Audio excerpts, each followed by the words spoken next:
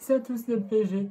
On va faire ce petit débriefing de la 26e journée de Ligue 1 Conforama où Paris affrontait Nîmes. Voilà, donc je rappelle Nîmes, on avait gagné chez eux 4-2, donc but normalement, si je dis bien dans l'ordre, Neymar, un bijou de Di Maria sur un corner, Mbappé qui va reçu un carton rouge et Cavani. Voilà, 4-2. Donc là, on est recevé au parc. Alors, plusieurs joueurs mis au repos par ce match bon, entre autres de Neymar et Cavani. On a vu encore Di Maria et Kimpembe en tribune et Thomas Meunier normalement est de retour, mais je n'ai pas vu ce soir.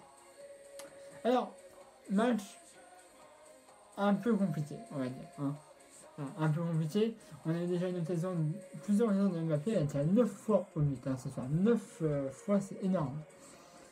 Voilà, donc il y a eu un but qu'il a mis, mais qui a été refusé pour une position de hors-jeu. Il a mis aussi un deuxième, mais là c'était marqué de la main, donc aussi refusé.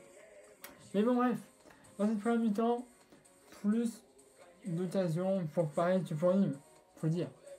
Et à la 40e minute de jeu, 40e, on aura une super passe en cloche de Verratti. Et là, on aura Nkunku qui contrôle du haut du pied en fait. Et qui après frappe. Et ça fait but à la 40e minute de jeu. Et 1-0 pour Paris, 40e minute de jeu, but de Nkunku. Voilà. Vraiment bien, le but, j'ai rien à dire sur la construction. Voilà. Si tu pars de la passe de Verratti jusqu'au but de Nkunku, l'action est magnifique. Magnifique. Voilà. Donc, voilà, c'est le seul but qu'on a dans cette première période, but d'Nkunku à la 40e minute de jeu, 1-0 pour Paris. On a investi avec cette avance de 1 but, ce qui est avantage plutôt Paris, puisque je rappelle juste que Lille a fait égalité entre Strasbourg, on n'a fait que 1 point. Ce qui permet que si Paris gagnait, de prendre 3 points et d'envisager encore plus le titre de champion de France. Voilà. Ce qui est un des objectifs, je pense. Donc on est sur le terrain, et là, Paris a été plus ou moins à l'aise, puisque Paris était largement plus dans le camp nîmois que Nîmes dans le camp parisien. Voilà, tu vois. Voilà, c'était un peu comme ça. Voilà. Je trouve que Paris a été mieux dans cette seconde période. Beaucoup d'occasions ratées, quand même, beaucoup. Mais Paris était en possession. Voilà. Il y avait beaucoup d'espace, donc Paris pouvait faire tout ce qu'il voulait.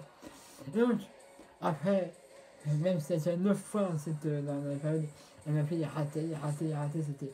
Même moi j'ai fait non, pas encore. Et à la 69e minute de jeu, 69, un centre de Bernat, et là tu peux avoir Choupo-Moting, Mbappé ou je sais plus trop qui était au point de penalty, et là enfin Mbappé mettra son 50e but de sa carrière, donc 59e minute, but de Kylian Mbappé, et ça fait 2-0 pour Paris dans 5e minute de jeu. Voilà. Enfin, je dis putain, après tant de tirs, même si après il en a fait encore plusieurs, enfin un but de Mbappé. Voilà. Et donc, sur le dernier but, là c'est un but que j'aime bien les voir. C'est un but que j'aime bien, c'est quand le dernier sort de ses cages, et qu'après, c'est un corner, c'est que le dernier sort de ses cages, et qu'après il y a un corner, et le dernier essaie de monter pour marquer, et t'as le ballon qui est envoyé comme ça, t'as un joueur qui est là, il parle, et puis il fonce, puis ça fait but. Alors là, c'est pas vraiment comme ça, mais c'est plus ou moins comme ça. Corner pour Nîmes, le ballon est renvoyé, t'as Mbappé, un coucou, Diaby, et t'as un petit joueur nîmois qui traîne là. T'as beaucoup, il a le ballon, il part, il y a Diaby à gauche, il y a Mbappé à droite, il choisit évidemment le meilleur buteur de la Ligue 1, le champion du monde, Mbappé, il a passé Mbappé, et à cette 9e minute de jeu, le doublé de Kylian Mbappé, 89 minutes de jeu, but de Kylian Mbappé sur un service de Nkunku qui était le but, j'adore. Moi, c'est des buts comme ça j'aime bien que je vois un joueur qui part seul au but, il n'y a rien à faire. Sur le dernier, il a je sais pas trop où il est en Australie. Enfin, ouais, je te dis ça, voilà, c'est comme ça, mais là, c'est un truc, voilà. J'aurais bien vu ce. Elle m'a pu passer à Diaby. Mais bon, hein, 51e but de sa carrière, il le vaut. Donc voilà, donc, score final 3-0 pour Paris. Et on prend les 3 points et on envisage encore un peu plus le titre de champion de France. Voilà, champion de France. D'ailleurs, on l'a eu l'année dernière.